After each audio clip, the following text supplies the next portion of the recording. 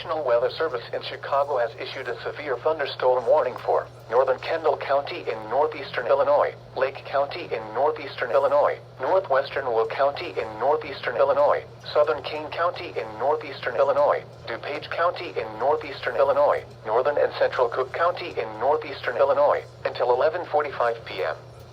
At 10:44 p.m., severe thunderstorms were located along a line extending from near Hebron to near Gilbert's to near Sandwich, moving northeast at 60 miles per hour. Hazard, 70 miles per hour wind gusts. Source, radar indicated. Impact, expects considerable tree damage. Damage is likely to mobile homes, roofs, and outbuildings.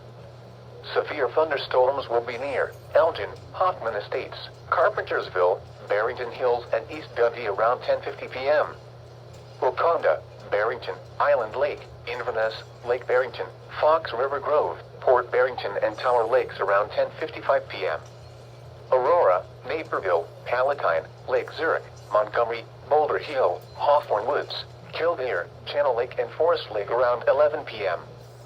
For your protection, move to an interior room on the lowest floor of a building.